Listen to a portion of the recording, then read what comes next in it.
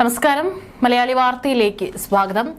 തമിഴ്നാട്ടിലെ കരൂരിലുണ്ടായ ദുരന്തത്തെ തുടർന്ന് തമിഴക വെട്രിക്കഴകം അധ്യക്ഷൻ വിജയ് തന്റെ സംസ്ഥാന പര്യടനം നിർത്തിവച്ചിരിക്കുകയാണ്. ദുരന്തത്തിൽ സ്വതന്ത്ര അന്വേഷണം ആവശ്യപ്പെട്ട് ടിവിക്ക് ഹൈക്കോടതിയെ സമീപിക്കാൻ ഒരുങ്ങുകയാണ്.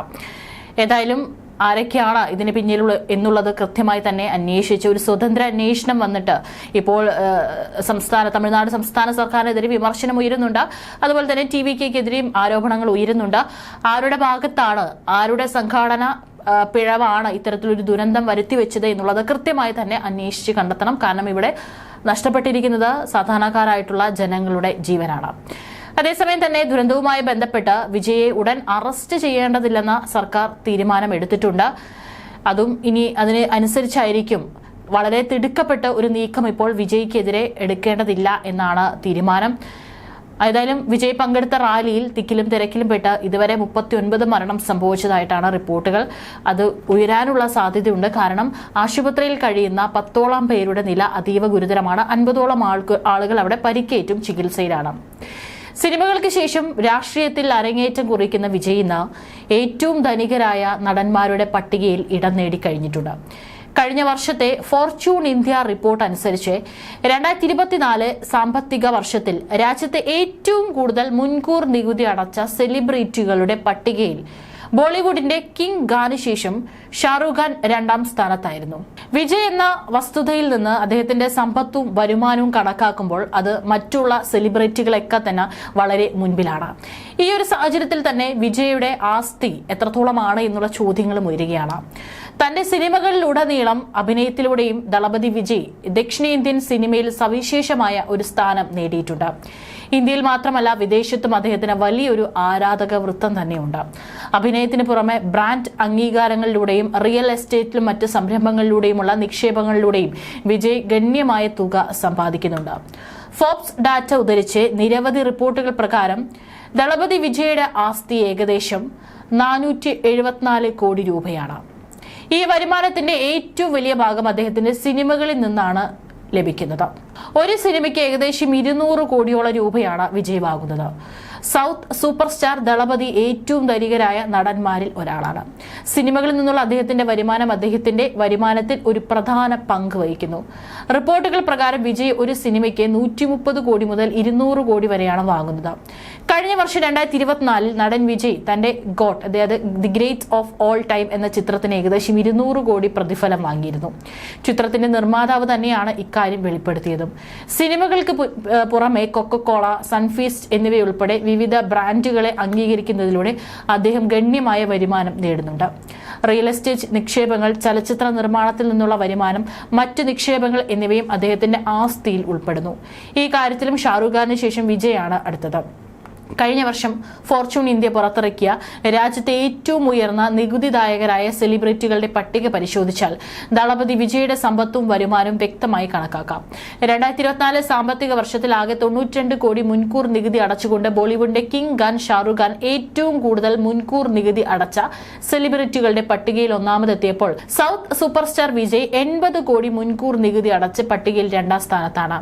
ഒരു കടൽ തീര ബംഗ്ലാവ്, ശേഖരത്തിലെ വിലയേറിയ കാറുകൾ, ഹോളിവുഡ് താരം ടോം ക്രൂയിസിന്റെ ബീച്ച് ഹൌസിൽ നിന്ന് പ്രചോദനം ഉൾക്കൊണ്ട് നിർമ്മിച്ച വെള്ള കൊട്ടാരം പോലുള്ള ബീച്ച് ഫ്രണ്ട് ബംഗ്ലാവിൽ സൂപ്പർ സ്റ്റാർ വിജയുടെ സമ്പത്തും ആഡംബര ജീവിതശൈലിയും വ്യക്തമായി പ്രതിഫലിക്കുന്നു. ചെന്നൈയിലെ നീലാങ്കരയിലെ കടൽ തീരത്തുള്ള കാസുവാലിന ഡ്രൈവിലാണ് വിജയുടെ ആഡംബര ബംഗ്ലാവ് സ്ഥിതി ചെയ്യുന്നത്. അദ്ദേഹത്തിന്റെ കാർ ശേഖരവും ഏറെ ശ്രദ്ധേയമാണ്. റിപ്പോർട്ടുകൾ പ്രകാരം റോൾസ് റോയ്സ് ഗോസ്റ്റ് മുതൽ BMW X5, X6, Audi A8L, range rover Evoque, Ford Mustang, Volvo XC90, Mercedes Benz വരെ വിലയേറിയതും ആഡംബരപൂർണവുമായ നിരവധി വാഹനങ്ങളാണ് വിജയ് സ്വന്തമാക്കിയിട്ടുള്ളത്. ഏതായാലും തന്റെ ആസ്തി കൂടി ഇപ്പോൾ ഈ ഒരു അവസരത്തിൽ ഇപ്പോൾ വലിയ രീതിയിൽ തന്നെ ചർച്ചയാവുകയാണ്. ഇപ്പോൾ തിക്കിലും തിരക്കിലും പെട്ടിട്ടുള്ള ആളുകളുടെ കുടുംബത്തിനടക്കം ഇപ്പോൾ വിജയ് 20 ലക്ഷത്തോളം രൂപയാണ് സാമ്പത്തിക സഹായം നൽകിയിരിക്കുന്നത്.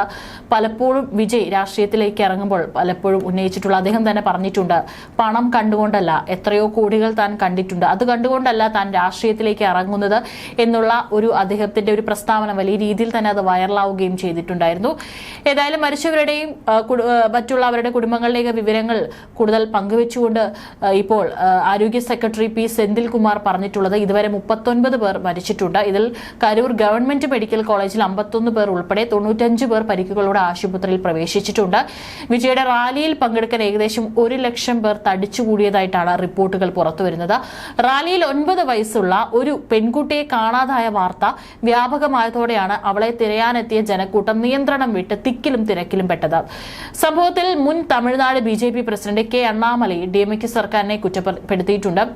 ഒരു രാഷ്ട്രീയ പാർട്ടിയുടെ യോഗത്തിൽ എത്ര പേർ പങ്കെടുക്കാൻ സാധ്യതയുണ്ടെന്ന് ശരിയായ വിലയിരുത്തുക, അതിനനുസരിച്ച് ഒരു വേദി അനുവദിക്കുക, പരിപാടിയിൽ പങ്കെടുക്കുന്ന പൊതുജനങ്ങളുടെ സുരക്ഷ ഉറപ്പാക്കാൻ മതിയായ പോലീസ് ഉദ്യോഗസ്ഥരെ വിന്യസിക്കുക എന്നിവ പോലീസിന്റെ ഉത്തരവാദിത്തമാണെന്നാണ് അണ്ണാമലൈ പ്രതികരിച്ചിരിക്കുന്നത്. സുരക്ഷാ ക്രമീകരണങ്ങളിൽ ഭരണകക്ഷിയായ DMK പക്ഷാപാതം കാണിച്ചുവെന്നും അദ്ദേഹം ആരോപിച്ചിട്ടുണ്ട്. DMK അംഗങ്ങൾ സംഘടിപ്പിക്കുന്ന യോഗങ്ങൾക്ക് സുരക്ഷയൊരുക്കാൻ ഒരു ജില്ലയിലെ മുഴുവൻ പോലീസിനെയും വിന്യസിക്കുന്ന DMK സർക്കാർ പ്രതിപക്ഷ പാർട്ടികൾ സംഘടിപ്പിക്കുന്ന പരിപാടികൾക്ക് മതിയായ സുരക്ഷാ ക്രമീകരണങ്ങൾ അവഗണിക്കുന്നത് ഒരു പതിവാക്കിയിരിക്കുകയാണെന്നും അണ്ണാമലൈ കുറ്റപ്പെടുത്തിയിട്ടുണ്ട്. സുരക്ഷാ നടപടികളുടെ അപര്യാപ്തതയും വൈദ്യുതി തടസ്സവും തിക്കിലും തിരക്കിലും പെട്ടതിന് പിന്നിലുണ്ടോ എന്നുള്ള സമഗ്രമായ അന്വേഷണം നടത്തണമെന്നും BJP നേതാവ് സംസ്ഥാന സർക്കാരിനോട് ആവശ്യപ്പെട്ടിട്ടുണ്ട്. സംഭവത്തിൽ കർശന നടപടി സ്വീകരിക്കണമെന്നും ഇരകളുടെ കുടുംബങ്ങൾക്ക് നഷ്ടപരിഹാരം നൽകണമെന്നും അദ്ദേഹം ആവശ്യപ്പെട്ടു. കോയമ്പത്തൂർ, നീലഗിരി ജില്ലകളിൽ വിജയ് അടുത്ത ആഴ്ച നടത്താനിരുന്ന പര്യടനം തൽക്കാലം റദ്ദാക്കിയിരിക്കുകയാണ്. കാരണം കരൂരിലെ റാലിക്കിടെയുണ്ടായ ജനത്തിരക്കിൽ ആളപായം സംഭവിച്ചതിനെ തുടർന്നാണ് ഈ നടപടി.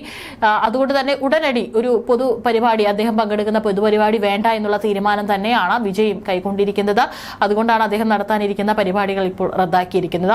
ഏതായാലും സംഭവത്തിൽ മരിച്ചവരുടെ കുടുംബങ്ങൾക്ക് 20 ലക്ഷം രൂപയാണ് വിജയ് പ്രഖ്യാപിച്ചിരിക്കുന്നത്. 2 ലക്ഷം രൂപ ധനസഹായവും പ്രഖ്യാപിച്ചിട്ടുണ്ട്. ഈ സഹായധനം ജീവൻ നഷ്ടമായതിന് പരിഹാരമല്ല, എന്നാൽ എല്ലാ പിന്തുണയും TVക്ക് നൽകുമെന്നാണ് വിജയ് X പ്ലാറ്റ്ഫോമിലൂടെ അറിയിച്ചിരിക്കുന്നത്. ഏതായാലും കരൂരിലെ ദുരന്തത്തെ തുടർന്ന് TVക്ക് സംസ്ഥാന നേതാക്കൾക്കെതിരെ കേസ് എടുത്തിട്ടുണ്ടെങ്കിലും വിജയ്ക്കെതിരെ ഇതുവരെ ഔദ്യോഗികമായി കേസെടുത്തിട്ടില്ല. ഉടൻ തന്നെ വിജയെ അത്തരത്തിലൊരു നീക്കം നടത്തേണ്ടതില്ല എന്നുള്ളതാണ് അറിയിക്കാൻ സാധിക്കുന്നത്. ഏതായാലും പല സിനിമാ മേഖലയിലുള്ള രാഷ്ട്രീയ നേതാക്കളും തിളങ്ങിയിട്ടുള്ള ഒരു പാരമ്പര്യമുള്ള നാടാണ് തമിഴ്നാട് എന്ന് പറയുന്നത്. കരുണാനിധി, MGR, ജയലളിത തുടങ്ങിയിട്ടുള്ള ആളുകളൊക്കെ തന്നെ ശക്തമായിട്ടുള്ള ഒരു രാഷ്ട്രീയ വേര് അവർക്കുണ്ടാക്കാനായിട്ട് സാധിച്ചിട്ടുണ്ട്. സിനിമയിലും ആ ഒരു വേര് അവരുണ്ടാക്കിയിട്ടുണ്ട്. അതേ ഒരു പാത പിന്തുടർന്നുകൊണ്ടാണ് വിജയും ഇറങ്ങിയിരിക്കുന്നത്. പക്ഷേ ഒരിക്കലും ആൾക്കൂട്ടം വോട്ടായി മാറുമെന്നുള്ള ഒരു തെറ്റിദ്ധാരണ അതുണ്ട്. കാരണം ഇവിടെയാണെങ്കിലും 2 കൂട്ടം ആളുകളാണ് വിജയെ കാണാൻ എത്തിയിട്ടുള്ളത്. ഒന്ന്, അദ്ദേഹത്തിന്റെ പൊളിറ്റിക്കൽ പ്രത്യയശാസ്ത്രങ്ങളോട് യോജിക്കുന്ന ആളുകളും അതോടൊപ്പം തന്നെ അദ്ദേഹത്തിന്റെ താരാരാധന മൂത്ത് വന്നിട്ടുള്ള ജനങ്ങളും. ഏതായാലും വളരെ പക്വതയില്ലാത്ത ഒരു നീക്കമാണ് കരൂരിൽ സംഭവിച്ചിരിക്കുന്നത് എന്നുള്ള കാര്യത്തിൽ യാതൊരു സംശയവും വേണ്ട.